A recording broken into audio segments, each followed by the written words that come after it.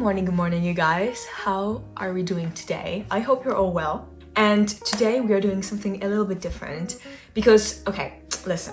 Yesterday I was on a walk with my dog, and every day when I do my afternoon walk, I try not to bring my phone, or at least if I bring it, not to use it, so that I can have a little bit of like a head reset, you know, not be stimulated by my devices and just have a break. And yesterday, so many creative ideas came to my head. And one of them was actually making a video about some things that I have been struggling with recently. Because I feel like so many of us struggle with so many different things. To be honest, like there's as many people there is in the world, there's as many struggles, right?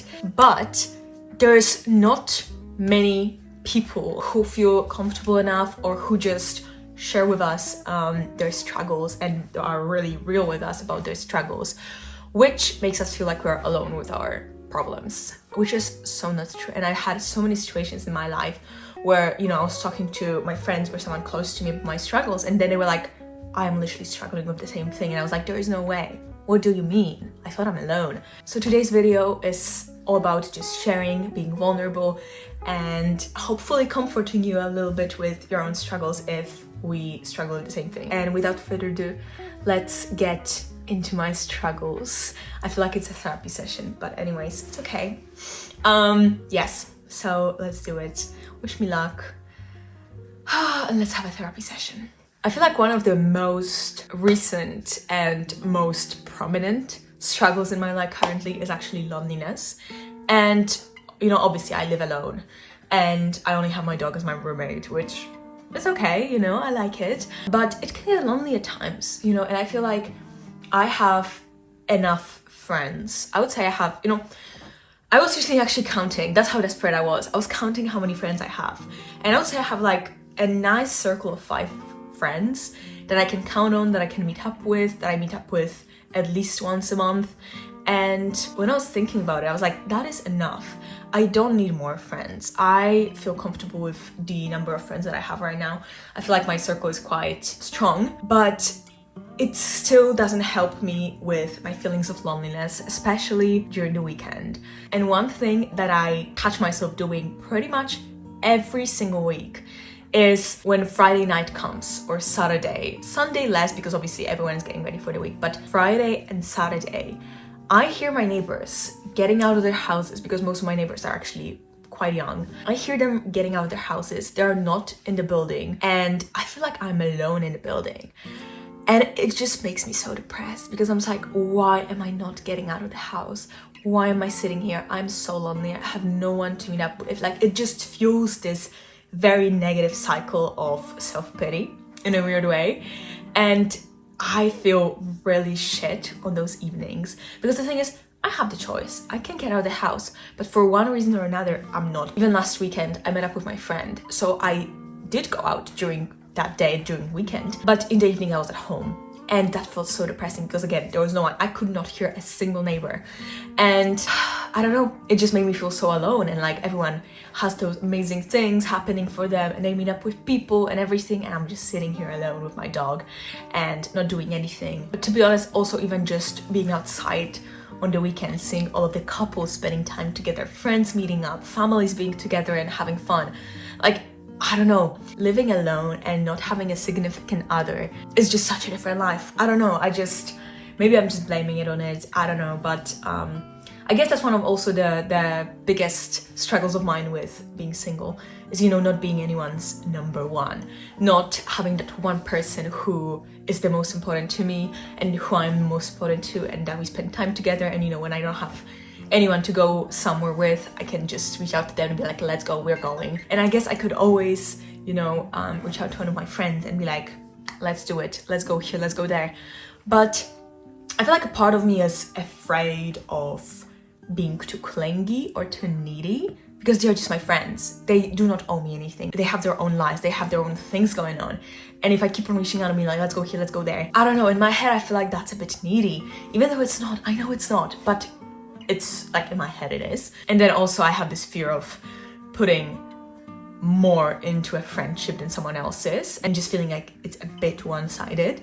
So I guess that's been a big part of my life, especially on the weekends recently, just feeling lonely, feeling a bit, not like a failure, but just craving that presence of another human and just being able to hang out with someone and have someone who always chooses me and who I always choose, and just having fun. And I guess what I've been trying to do more of is just entertaining myself on my own, because I know a big part of my journey right now is sort of just learning to love spending time on my own. And I'm not saying I don't love it, because I do. I mean, I've lived on my own for such a long time that I wouldn't survive if I didn't love spending time on my own.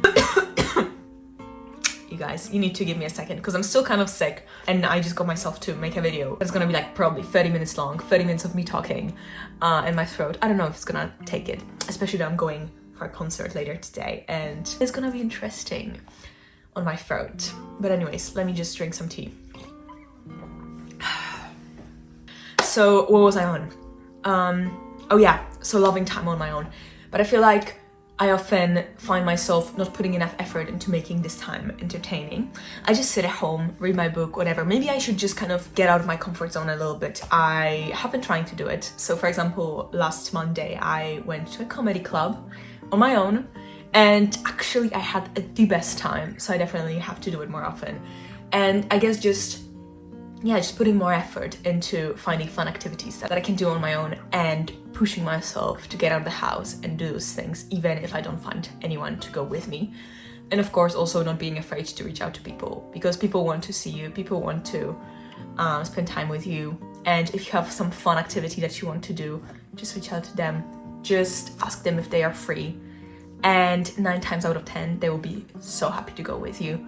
So I guess that's a reminder for me, that's a reminder for all of you struggling with similar things. We're gonna be okay, we're not lonely, and if we are, then it's just temporary. So yeah, another big thing, and I have actually realized it pretty recently, which is quite interesting because I know that I've been doing it for years now, but I became aware of actually doing it very recently, and it is wearing a mask when I'm outside. You know me as probably quite a smiley person, a positive person, a very energetic person, and this is how I am with my friends, with people that I know. But outside, when I'm around people, around strangers, people that I don't know, I realize that I put on a very serious, a very powerful, I'd say, mask. Like I'm trying to appear very put together, very serious, very powerful. And I really started questioning, why am I doing that? Why am I trying to look this powerful? Why am I hiding? What am I hiding from? Because it is hiding. I'm not smiling outside. I'm not showing who I actually am, because this is who I am. And outside I'm just like, you know what I mean? And I think I am hiding from people hurting me, from people, like, even a part of me is like, I don't want to appear weak, because that's when people can hurt you. That's when people see you as sort of a victim, as sort of a prey, and can, like throw some comments at you or just annoy you or bother you in some way. And when I appear powerful, when I appear serious, when I appear put together, I know they won't do it, and they don't do it. So that's been an interesting realization. But I feel like part of it is that's how we are in my family. My mom is the same. My brother is the same. My dad isn't, but my mom and my brother, I know they're the same because I've been reflecting on it. So it's been quite interesting to see it in myself as well, how I appear so unapproachable outside. I am really unapproachable. And what's also very interesting is that it hasn't been like that all the time, because I remember when I first moved to London, I definitely appeared more approachable because I was approached by so many people. So many people would approach me, ask me for directions, ask me questions, whatever it is, ask me for recommendations on the street. And nowadays, it never happens. No one approaches me. And I know that is because I look unapproachable. I don't smile. I'm very serious and just walking fast, going somewhere. But it's literally just a coping mechanism. It's just a protection mechanism that I've worked up over the years, which is very interesting to me. And I'm definitely working on therapy now, sort of uncover why am I hiding? What am I hiding from? And even very recently, my therapist gave me a little exercise to do, and I'm gonna share it because I feel like it's such a nice one. So she told me to, every single day, give myself a little challenge when I'm on a crowded street or just somewhere where there's a lot of people. Give myself a little challenge to smile for 5 minutes straight. So just obviously not just go and ha ha ha, but just have that sort of a more softer expression on my face. So not be like, but be like, you know, that's such a small change, but it makes a lot of difference. And I noticed by doing this exercise how much more positive it makes me. It makes me just look at the world differently, be a bit more positive, especially that I know, like, that deep down, this is my identity. I just let myself shine through a little more by doing that, because that's who I am. I'm very positive. And I just feel like I don't share it with other people. I just share it with my little circle. But yeah, I've been really trying to be a bit more approachable and let myself shine through a little more when I'm just outside, when I live my life. Because I feel like a part of this, having this mask, is actually comes from insecurity and not being fully secure with myself, not trusting that I can deal with whatever is thrown at me when I open myself up a little more towards the world. But yeah, that's been another one of the struggles, and yeah, it's been an interesting journey to sort of uncover all of those beliefs and those mechanisms and understand where it comes from and what I'm trying to protect myself from. And now we of course have to also touch on the career aspect of my life. I feel like it's been so big over the last couple of years, especially that I, chose to do my university online, to move to London, to and just do a lot of things a bit differently, a bit less on that normal path. At the beginning of this year, as well as last year, it was definitely much more of a struggle. I struggled so much. I can't even tell you how many tears I have cried about all of the struggles and questions around my career and what I'm doing, whether I'm doing it right, whether I'm good enough at what I'm doing, if I'm doing the right thing, if it's taking me anywhere, so many questions. And I feel like I'm in a much better of a place right now. And how I got here is actually pretty counterproductive, because I realized that I got here by letting go. And that letting go, it didn't come overnight. It took months of therapy and of me kind of getting more and more familiar with the idea of letting go and just seeing where that surrender takes me. But letting go over the summer and allowing myself the time and space to figure out what I want to do next was big. Let me just say, it was big, it was life-changing. So I'm definitely at a much better place now. But obviously, once every now and again, those questions and those doubts come back. And they have been coming back recently as well. And so a big part of it is just questioning whether what I'm doing, career-wise, is taking me where I want to be. And then again, where do I want to be? Because I was actually talking to my mom about it yesterday on the call, and I was telling her how one of the hardest things for me to accept right now and to grasp on is that I can, but also can't do everything in life that I want to do. Because I once heard this quote that says, you can have it all, but you can't have it at the same time. And I really love it, and I truly believe it is true.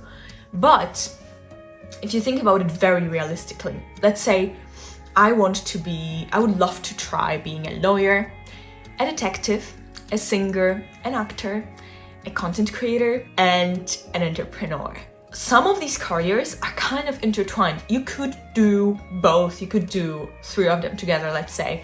Like, I don't know, content creator, actor, and singer, let's say. So many people do that now. But then you have a lawyer, then you have a detective. Those things, you need a degree to do them. And that degree is not short. And I feel like it just breaks my heart knowing that I have only one life and I'm not gonna be able to try all of those things out and try myself in all of those different jobs that I feel like I could possibly be good in and that I could possibly enjoy. So I guess, first of all, just getting familiar with that idea and sort of accepting it, but then again, choosing what I want to do and questioning whether the choice that I make is the right one. I don't know. It's been just such a big thing for me, and I've been thinking about it a lot. And also, once I do decide what I want to do, am I taking the right steps to get there? Are those steps that I take right now, the things that I do every day nowadays, are what is gonna ultimately bring me to the place that I want to be in? Or am I wasting my time?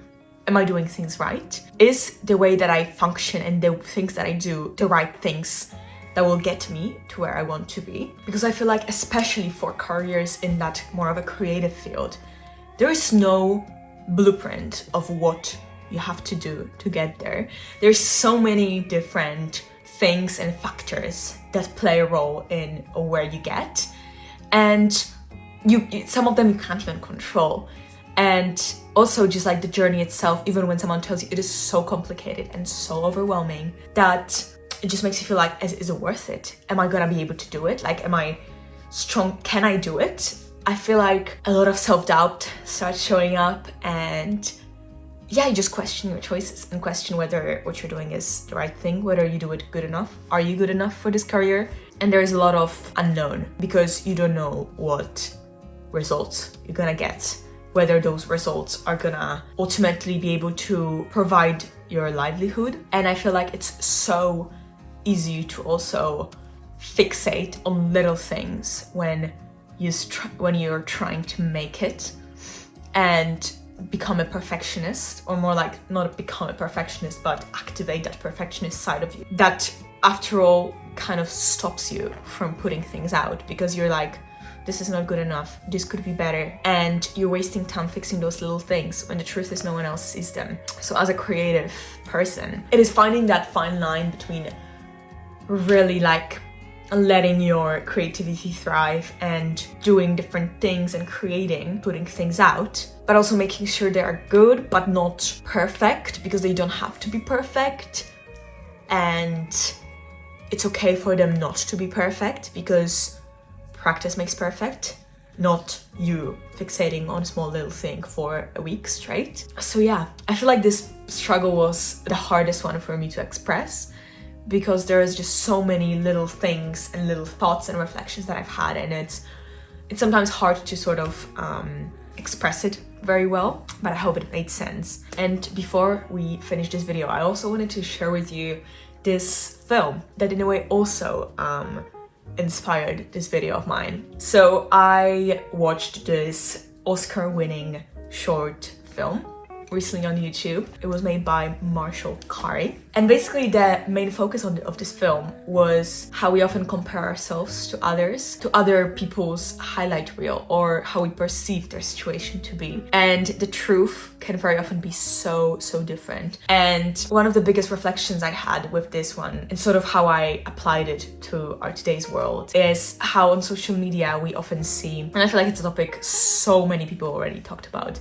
but I just want to sort of give my perspective on it a little bit. It's how we see this highlight reel on social media, because it is so easy to hide our struggles nowadays on social media. I mean, it's so visible even with some of the dramas that are happening, you know, with family channels or just people, different people on social media, and how different dark things come out about them. And we would have never guessed if there wasn't evidence, because how would we guess? You know, like, we only see a little portion of their lives, 5% maybe, you know, 20 minutes out of their week. So it's so hard to make any accurate assumptions based on the materials that we see. Another thing I just want to tell you, we as creators choose what we show and what we don't show. We not only choose it when we are talking to the camera, but then we are also editing what we're talking about. So if there's something that we said that we do not want to include for one reason or another, we just cut it out. It takes 5 seconds, you know? So all that you see on social media, it is very curated, very filtered, and a person is gonna show you as much or as little as they want. So it is something to always keep in mind whenever you watch your favorite creators. But going back to the film, it is such a beautiful, sad but beautiful representation of our struggles and all that I have talked about today. So I would definitely recommend you to see it. I'm gonna link it down below. And actually, I wanted to read you one of the comments that a person left under this video because I really resonated with it. So I wrote it down for us to share it here. I basically said, by the way, the comment is by @MateCSCC. And he said, I might be overanalyzing this, but I find it such a great metaphor for how we use social media. We get addicted to watching other people's lives through that tiny window, learning just a small portion of what their life is like, and still wanting to have the same stuff, lifestyle, experiences. And I love that metaphor of social media being this tiny little window into someone's life, because by the way, the film that I'm talking about, I didn't even tell you the title. The title of the film is The Neighbor's Window. And social media is that teeny tiny window that we have into someone else's life. And we make assumptions based on this tiny window and what we see in it, which makes you think about it so differently, doesn't it? It really shows how you can see something and make your own assumptions based on your own life and your own struggles. But then the reality can be so different and your assumption can be so far from the truth. But anyways, you guys, I am gonna leave the link to this film in the description. And I wanted to thank you for watching this video. I hope you found it helpful. I hope you found some comfort in it maybe. And as always, let me know in the comments any of your thoughts, any of the reflections that might have come up when watching this video. I will see you in the next video next week. I appreciate you all so much. Thank you for being here. Thank you for taking the time in your day to support me and to hang out with me. And yeah, I'll see you soon. Mwah.